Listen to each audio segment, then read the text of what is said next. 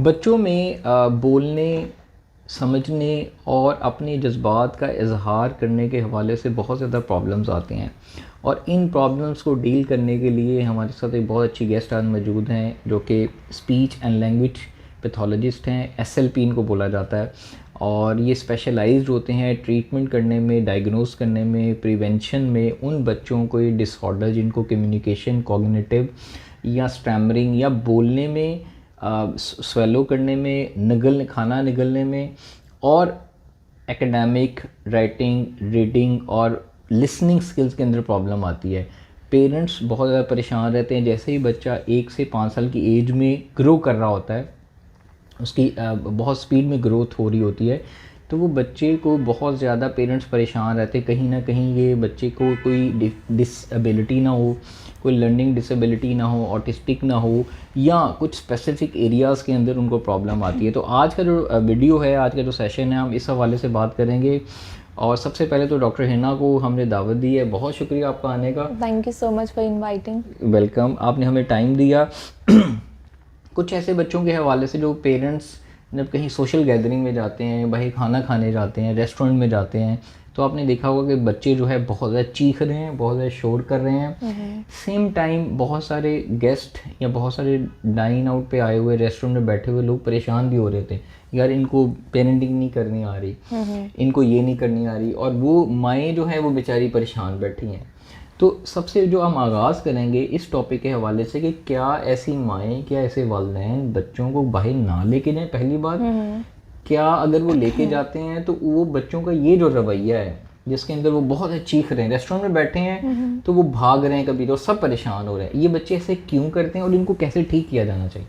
Basically most of the time तो बच्चों में लैंग्वेज डिले होता है, और हमारे पास और जो माइलस्टोन्स हैं, जैसे बेसिक्स हैं हमारी, जैसे लैंग्वेज डेवलप होती है, वो 5 चीज़ें related to attention, listening, negative reinforcement, ये सारी चीज़ें मिल के जो है वो एक बच्चे की पेरेंटिंग के अंदर हेल्पफुल होती हैं। पेरेंट्स को नहीं पता होता कि बच्चे की जो नीड्स हैं, हमने वो बहुत ज़्यादा मतलब टाइम से ज़्यादा उसको पैम्पर्ड कर दी है, उसकी नीड्स जो नेगेटिव थी वो भी पूरी कर दी हैं। नेगेटिव रीइंफोर्समेंट जब ज़्यादा हो जाती है तो फिर वो रिजल्ट होता है कि बच्चा कहना नहीं मान रहा, कहीं जाके उसका वेट टाइम उस तरह से नहीं है। These all are the milestones, we can say these are the prerequisites of the language, जिनको लर्न होना एक बच्चे को बहुत ज़रूरी है। The waiting is the best first thing. अगर कोई बच्चा वेट कर रहा है, बैठा हुआ है, उसको पता है कि मैंने अपनी टर्न से बात करनी है या कहीं जाना है तो कैसे जाके मुझे बिहेव करना है, these are the normal things.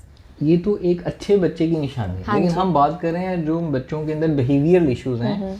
अब मैं ये बात, मुझे कुछ उस दिन एक पेशेंट थी मेरी, शी इज़ माशाल्लाह मदर नाउ, अल्लाह ताला ने उनको बच्चा दिया, और वो उन्होंने मैसेज किया कि मुदस्सिर मुझे नहीं पता कि मुझे इसको कैसे रेज करना है। अब दे आर मेरी मदर्स, दे आर बायोलॉजिकल, अल्लाह ताला ने उनको बच्चे दे दिए हैं, लेकिन उनको नहीं पता कि कौन से स्टेप्स रिक्वायर्ड हैं जो कि बच्चे के बिहेवियर, बच्चे की एकेडमिक्स या बच्चे की कैसे परवरिश की जाए, स्टार्टिंग फ्रॉम द इन्फेंट, बिल्कुल छोटे बच्चों से लेकर पहले 5-7 साल।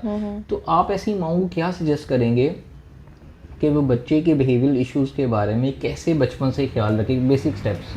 बेसिक स्टेप है, they will start playing with the child, that's the first thing. Parents क्या करते हैं कि बच्चे के हाथ में स्क्रीन पकड़ा देते हैं, और स्क्रीन पकड़ाने के साथ साथ कहेंगे कि नहीं बस फुल डे हमने अपना काम कर लिया है और आप स्क्रीन देते रहो और देखते रहो कार्टून्स वगैरह। तो जो लैंग्वेज उन्होंने वहाँ से लर्न करनी है ना, वही बिहेवियर उनका डेवलप होगा। कार्टून्स हर टाइम जो है रनिंग मोशन में रहते हैं और वो स्पीडी एक्टिविटी है, और बिहेवियर उनके अंदर मतलब नॉर्मल नहीं होता। बच्चे वो चीज़ें लर्न करते हैं। एंड आर कम्युनिटी से every child having this type of symptoms like कि वो तो ADHD हो गया या ऑटिज्म हो गया, दे डोंट इवन नो कि वो लैंग्वेज डिले या डिसऑर्डर में जाता है जो कि ट्रीटेबल है। और most of the time inheritance में नहीं आता। लाइक सिंगल पेरेंट्स हैं, उनके साथ ऐसे है, वो आउटडोर इन्वायरमेंट में लेके जा रहे हैं बच्चों को या उनका प्ले कर रहे हैं। There are different types of plays जो डिपेंडिंग अपॉन एज डेवलप होते जाते हैं। फॉर एग्जाम्पल एक बच्चा 3 मंथ्स का है तो उसके साथ डिफरेंट प्ले एक्टिविटी है, 6 मंथ का है तो उसके साथ डिफरेंट है, 6 month, 9 month and then 1 year का टाइम पीरियड है तो डिफरेंट प्ले एक्टिविटीज़ हैं जो बच्चे के लिए स्टिमुलस है एक बहुत अच्छा। जिसमें starting with the play activities. जब प्ले करेगी मदर, जितनी ज़्यादा उसके साथ एक्ट आउट करेगी उतनी बच्चे की आपकी लैंग्वेज जो है वो नॉर्मली डेवलप होगी। अच्छा, इसको हम प्ले थेरेपी में ना, तो इंडिविजुअली इस प्ले स्किल्स के अंदर I am covering many domains like related to attention and listening, और जो हमारा पूरा लैंग्वेज पिरामिड इंटरनेशनली भी जिस पे काम हो रहा है उसी के ऊपर काम करेंगे। The kid will have the normal language. So doctor साहब ये बताएं कि डिस्पेजिया है बच्चों के अंदर और बड़ों के अंदर, जो कि फूड निगलने की एक आदत है या ये एक डिसऑर्डर है, इसको कैसे ट्रीट किया जाता है और ये इसकी वजह क्या होती है? बेसिकली डिस्पेजिया स्वॉल्विंग डिफ़िकल्टी है। हमारे पास जो पॉपुलेशन आती है वो आईसीयू में, या बहुत से ऐसी पॉपुलेशन है जो ओपीडी में भी आ रहे हैं, व्हीलचेयर पेशेंट्स हैं या बेड रिडन हैं घर पे भी। अडल्ट पॉपुलेशन 50 अबव है जो आके कंप्लेन करती है that there is something stuck in our throat, और हमें निगलने में मुश्किल आ रही है। वो चाहे कोई हम रेगुलर फूड है जैसे रोटी है, राइस है, एक्सेट्रा, इस तरह की चीज़ें, या पानी जब पीते हैं तो हमें चोक कर जाता है मेडिसिन के साथ। तो हम उन्हें बेसिकली बताते हैं इंटरनेशनल डिस्फेजिया का लेवल डाइट का, कि आप प्यूरिड ले सकते हो इस टाइम पे, या आप थिन लिक्विड्स ले सकते हो, हनी थिक कंसिस्टेंसी है। वो पेशेंट जिस फिर लेवल के ऊपर एडजस्ट होता है ना उसके accordingly. And in new nets ये पॉपुलेशन इस तरह से कि बच्चों को दूध पीने में बहुत से बच्चे हैं जिन्हें बॉटल फीड के अंदर मसला आ रहा होता है। ठीक है। तो वो डिस्फेजिया जो न्यू नेटल है वो भी रूल आउट करते हैं, एज वेल एज जो ऑल्डरली पीपल हैं उनके अंदर भी हम देखते हैं। ओके। और डॉक्टर साहब ये बताएं कि जो बच्चों में लैंग्वेज के इश्यूज आते हैं, बोलने में, जो बच्चे जो हैं अपने ख्यालात, अपने थॉट्स को एक्सप्रेस नहीं कर पाते, उनके अंदर ये कैसे डायग्नोज किया जाता है और कब डायग्नोज करना चाहिए और इसको कैसे ट्रीट किया जाता है? Basically there are depending upon the communication difficulties. इसमें लैंग्वेज की भी आ जाएंगी, फिर ऑटिज़म भी आ जाता है हमारे पास। एक वास्ट टर्म है that is the spectrum disorder, जिसमें हम बहुत से डिसऑर्डर्स कवर कर लेते हैं। वो बच्चे तो बिल्कुल ही आइसोलेटेड प्ले करते हैं, रेपिटेटिव बिहेवियर्स होते हैं और लैक ऑफ सोशल इंटरेक्शन होता है। उनको तो इमोशन के लेवल भी आपको लर्न करवाने पड़ते हैं that your mother is sad. उनको नई फीलिंग आती है कि if there is a feeling of danger, अगर मैं यहाँ से जंप कर लूँगा या मैं अगर स्टेयर्स क्लाइंब करता हूँ तो आई माइट गेट हर्ट, या इस तरह की और फीलिंग्स हैं उनके साथ। फॉर एग्जाम्पल जैसे वो बीमार हैं तो वो फीवर का नहीं बता सकेंगे, दे विल ओनली क्राई।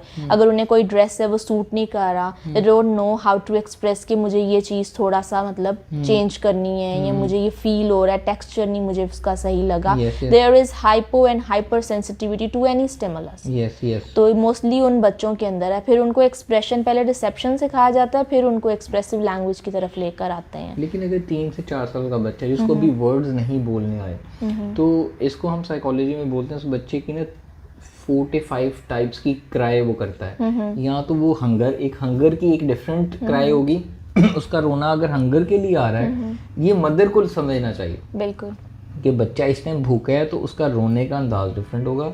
अगर उसको यूरिन आया हुआ है या वो करना चाह रहा है या उसने रोका हुआ है या उसने कर लिया है तो उसका क्राई का अंदाज डिफरेंट होगा। अगर उसको अगर कोई उसने ऐसा कपड़ा पहन लिया जो कि उसको नहीं पूरा आ रहा तो उसका एक क्राई का रोने का अंदाज डिफरेंट वो लाउड पैटर्न होगा।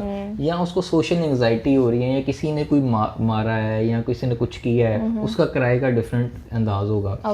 तो ये एक बच्चे की लैंग्वेज या उसका एक्सप्रेशन है कम्युनिकेशन करने का, लेकिन मदर क्योंकि वो वर्ड से बोल नहीं सकता। अच्छा, मुझे एक और इम्पोर्टेंट चीज़ पूछनी थी कि बच्चों में जब एकेडमिक लेवल के ऊपर लिसनिंग और लर्निंग डिसेबिलिटीज़ होती हैं और बहुत ज़्यादा पॉपुलेशन हमारी ऐसी है जो कि अनडायग्नोज्ड है और वो आम लोग नहीं समझ पाते इसको, लेकिन वो लोगों की शादियां भी हो चुकी हुई हैं, बड़े भी हो चुके हुए हैं। जब वो बड़े हो चुके होते हैं हम उनसे मिलते हैं तो उनमें एक समझने, उसको हम कहते हैं यार इंसान समझता बूझता नहीं है। ऐसे बच्चों को कैसे पता चलता है कि इनमें समझने बूझने की सलाहियत नहीं है, क्योंकि लर्निंग डिसेबिलिटीज़ के अंदर सारी उस अम्ब्रेला टर्म के अंदर आती है, तो वो कैसे बच्चों के अंदर क्या उसकी चीज़ें चेक की जाती हैं? बेसिकली तो असेसमेंट पर्पस के ऊपर हम करते हैं। We have formal assessment plan. जैसे अगर डिसलेक्सिया है तो बहुत से बच्चे ऐसे हैं जो स्कूल के अंदर काम कर रहे हैं और उनको ग्रामेटिक एरर्स भी आ रहे हैं, उन्हें स्कैनिंग डिफ़िकल्टी भी है, मगर टीचर उनको बार बार इस बात के ऊपर डांट रही हैं कि जी पता नहीं आपके स्पेलिंग गलत हो रहे हैं, आपकी रीडिंग डिफ़िकल्टी, आप रीडिंग नहीं कर रहे, राइटिंग पैटर्न आपका ठीक नहीं है। तो it's basically linked with the brain कि जो ब्रेन का स्पेसिफिकली एरिया है, लर्निंग डिसेबिलिटी है उनको, वो नॉर्मली वर्क नहीं कर रहा जैसे हम इंडिविजुअल्स के अंदर है। जेनेटिक इसका इम्पैक्ट होता है और जो ब्रेन है वो डिफरेंटली वर्क करता है। Like we have two hemispheres, जैसे जो राइट हेमिस्फीयर डिफिकल्टीज हैं वो इनको ज़्यादा जो है वो रूल आउट करेंगी। मे बी उन्हें स्कैनिंग डिफिकल्टी है कि जो वर्ड है लिखा हुआ है वो उनसे स्किप हो गया। ठीक है। फॉर एग्जाम्पल जैसे वो उर्दू में है, उन्हें राइट एंड लेफ्ट का कॉन्सेप्ट नहीं समझ आता, ये सिखाना पड़ता है। सेकेंडली उन्हें ग्रामर का पता नहीं लगता, हेल्पिंग वर्ब्स ऐड नहीं करते हैं वो बीच में। एंड जब कोई चीज़ लिख रहे हैं, अपना नेम भी उन्होंने अगर लिखा है, they will start from like right से स्टार्ट करना है, they will start from the left side और फर्स्ट वर्ड स्किप कर दिया। और राइटिंग पैटर्न उनका डिफरेंट होगा एज रिलेटेड टू नॉर्मल।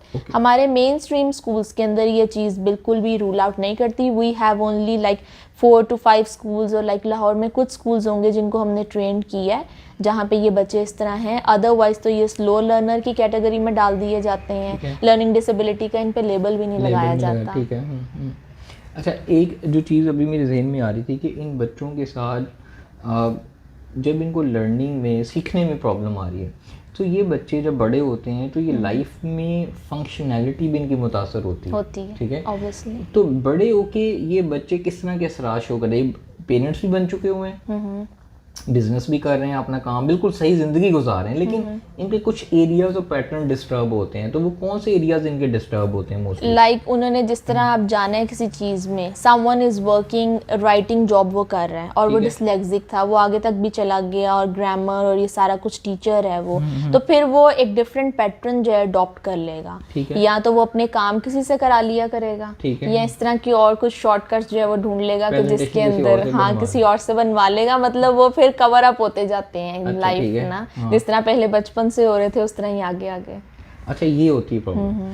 अच्छा, एक और बड़ी चीज़ हम बात कर रहे थे कि लिंग्विस्टिक साइकोलॉजी या लिंग्विस्टिक के ऊपर बच्चों की जो लैंग्वेज है, हमारे यहाँ देसी माँ बाप, क्योंकि हम भी देसी माँ बाप से आए, घरों में एक पंजाबी ज़ुबान भी जो कि हमारी एक नेटिव लैंग्वेज है, एक मदर लैंग्वेज है जो कि हमारे यहाँ पंजाबी और उर्दू 2 बोली जाती हैं।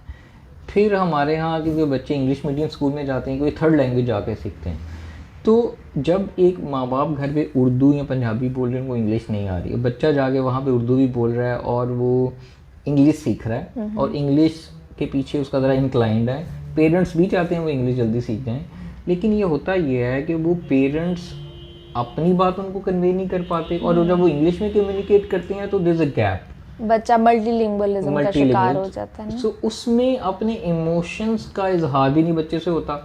तो ये किस तरफ मतलब हम जा रहे हैं, मुझे तो ये समझ नहीं आ रही। स्टार्टिंग फ्रॉम चाइल्डहुड ये चाहिए कि बच्चे के साथ एक सिंगल लैंग्वेज आप रखो, जो उसकी नेटिव लैंग्वेज है, क्योंकि उसने till from birth till 9 months और 1 year उसने अपने एनवायरनमेंट से लैंग्वेज लर्न करनी है। हम कहते हैं ना कि 1 year पे जाके एक बच्चा है उसने 1 word बोल ली है, उसने वो 1 word इसलिए बोला है क्योंकि उसने 9 months सुना था अपने एनवायरनमेंट में से कि क्या लैंग्वेज बोली जा रही है। अगर कोई स्पेनिश बोल रहा था तो दैट मीन्स कि वो बच्चा उनका वही लैंग्वेज सीखेगा, और हम अगर उर्दू बोलते हैं तो वो बच्चे हमारे वही लैंग्वेज बोलते हैं। और थर्ड थिंग इज, अगर हम उन्हें स्क्रीन पर डाल देते हैं तो पेरेंट्स जो उर्दू और पंजाबी स्पीकिंग होंगे और बच्चा इंग्लिश बोलेगा। फिर वो परेशान हो जाते हैं कि ये इंग्लिश बोलता है, और एक मामले में खुश भी होते हैं कि पता नहीं शायद ये इंग्लिश बोल रहा है तो ये प्लस पॉइंट है। नहीं, ये प्लस पॉइंट नहीं है, ये स्क्रीन है जिसने उनकी ब्रेन की डेवलपमेंट खराब कर दी है। और इसका इफेक्ट ये पड़ता है कि वो बच्चा जब इंग्लिश तो बोल जाएगा, लेकिन वो ऐसे लोगों में जब बैठेगा कम्युनिटी में जो इंग्लिश बोलते हैं तो वो ठीक काम करेगा, लेकिन जब वो ऐसी कम्युनिटी में जाएगा जो कि देसी है, पंजाबी उर्दू बोल रही है, वहाँ पे उसको कल को बिजनेस करने में, कल को फंक्शनैलिटी में, कल को लेन देन में, कारोबार करने में उसको प्रॉब्लम आएगी। क्योंकि लैंग्वेज एक ऐसा इशू है जो कि एक इंसान को एक हैवान से मेरे ख्याल में जुदा करता है। और इन एक जानवरों के अंदर भी कम्युनिकेशन होती है, they have their own language. जैसे बर्ड्स हैं, वो ट्रिप करते हैं तो कम्युनिकेट करते हैं, लेकिन इंसान जो है वो अपने लफ्ज़ों के थ्रू अपना इजहार करते हैं, लेकिन उसके लफ्ज़ ही नहीं बन पा रहे।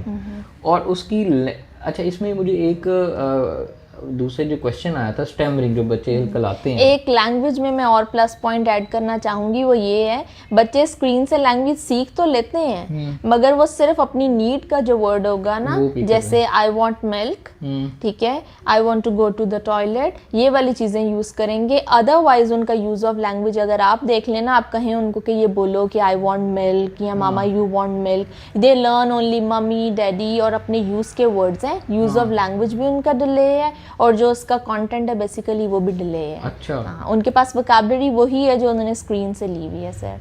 सो वोकैबुलरी के लिए इसका मतलब ये हुआ कि जो ख्यालात होते हैं उनका, बच्चे के जो ख्याल है उनका रॉ मटेरियल लफ्ज़ होते हैं, ऐसे ही है ना? बिल्कुल ऐसा ही। तो वो रॉ मटेरियल जब लफ्ज़ हैं या वर्ड्स हैं तो वो वोकैबुलरी जितनी अच्छी होगी उनके पास उनके अच्छे ख्यालात होंगे, अच्छे ख्यालात, बिल्कुल एक्सप्रेशन वो उतना अच्छा कर सकते हैं। सो अगर बच्चे के पास अच्छी लैंग्वेज नहीं है, उस लैंग्वेज की डेप्थ नहीं है, उस लैंग्वेज के वर्ड्स नहीं है, तो वो बच्चा कभी भी अपनी बात को कन्वे करने में प्रॉब्लम आएगी उसको, वो बता ही नहीं पाएगा, जिसकी वजह से डिसऑर्डर्स आते हैं।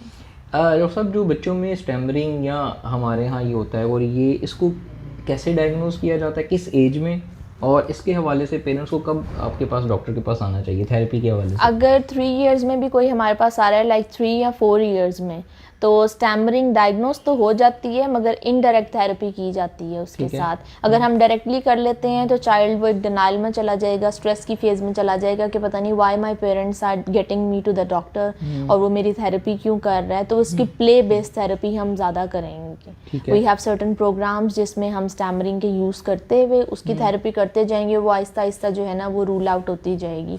ऑनसेट ये होगा उसका कि जब बच्चे के एग्ज़ाम्स हैं, स्ट्रेस लेवल उसका बहुत ज़्यादा है, किसी ने घर में उसको मारा या उसको कहा कि नहीं बस यहीं पे रहना है, तुमने मतलब सोशलाइज नहीं करना, तब उसका रेट ज़्यादा हो जाएगा। ओके। और अगर इंटरव्यू या प्रेजेंटेशंस में जा रहे हैं, हम टीनेज जब आप पॉपुलेशन की बात कर रहे हैं, 20+ की बात कर रहे हैं, तो उनमें इस मामलात में ज़्यादा होगा कि अब करियर की प्रॉब्लम आ गई है और मैंने सेटल होना है या मैंने अपना प्रोफेशन सेलेक्ट करना है, तो वंस इफ ही और शी इज़ अ स्टैमरर, लड़कों में ये ज़्यादा होती है। ओवरऑल पॉपुलेशन 3:1 की रेशियो है। होता क्या प्रॉब्लम आती है स्टैमर करने, बोलने? आप बोल रहे हो तो there are many primary and secondary symptoms. Primary symptoms include कि जैसे आप पॉज ले रहे हो बोलते हुए, if I am talking I am using the filler words, जैसे इस तरह के वर्ड्स मैंने ऐड कर दिए बहुत ज़्यादा अंदर, या I am taking the long pause, या मैंने प्रोलॉन्ग कर लिया, रिपीट कर लिया कोई भी वर्ड, तो these are the primary symptoms. Secondary include के वो उसकी फेशियल पॉस्चर और जो उसके सारे मस्कुलेचर है वो एक रॉन्ग मूवमेंट करेगा, शोल्डर बहुत ज़्यादा उसके स्ट्रेच हुए हुए हैं, मतलब हम एक्सपायरेशन की फेज पे बोल रहे हैं, दे ओनली वांट कि वो जल्दी से बात अपनी पूरी कर दें, इवन के जब वो एयर इनहेल कर रहे हैं उस टाइम पे भी बोलने की कोशिश करें। तो दैट्स एन इशू। तो फिर वो जो उनका बिहेवियर पैटर्न है उसको हम ठीक करके तो उसकी थेरेपी स्टार्ट करते हैं। अच्छा डॉक्टर साहब, एक और चीज़ है कि बच्चों में ये सारी जो प्रॉब्लम्स हैं, अब इसका डायरेक्ट लिंक बताएं प्रेगनेंसी के दौरान जो मदर का वेट अगर कम हो या ज़्यादा हो। ठीक है, अभी आपसे पहले मैंने एक वीडियो शूट की थी, इसके अंदर weight gain during pregnancy discuss कर रहे थे।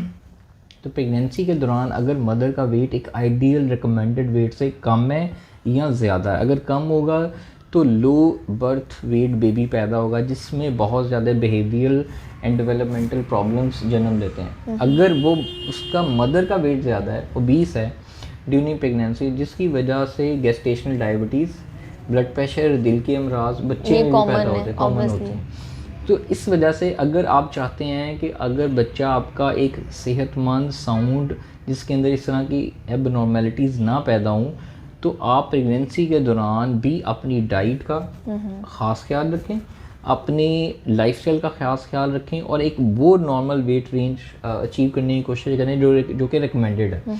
लेकिन अगर आप एक टिकट मिलता है प्रेगनेंसी के दौरान ख़वातीन को कि प्रेगनेंसी हो गई है, एंजॉयमेंट का टाइम है, आप फास्ट फूड खाना शुरू कर दो, ठीक है, फास्ट फूड जितना कम खाएंगे उतना ज़्यादा बेहतर है, बिकॉज वो ब्रेन की डेवलपमेंट के अंदर, चाइल्ड डेवलपमेंट के अंदर वो बहुत हेल्प करता है कि अगर आप नहीं ले रहे, आप हेल्दी डाइट ले रहे हो, तो हेल्दी न्यूट्रिशन अगर आप लोगे तो वो आपके बेबी के ऊपर उतना अच्छा इफेक्ट होगा। और अगर जंक फूड ले रहे हो तो दैट मीन्स कि वो ब्रेन डेवलपमेंट भी फिर डिले है उस तरह से, तो it can lead to different disorders. अभी ऑटिज्म के कॉजेज तो अननोन है, but more likely it is from the genetic component, कि जैसे जो मदर का गेस्टेशनल टाइम पीरियड होता है उसके अंदर ज़्यादा चांसेस होते हैं टू एक्वायर द ऑटिज्म। जो बच्चे की जिस्मानी नशोनुमा है, ठीक है, जिसमें आपने भी बताया कि जिसमें ऑटिस्टिक के जो रूट्स हैं वो भी अननोन है, जेनेटिक्स ही होते हैं समटाइम्स।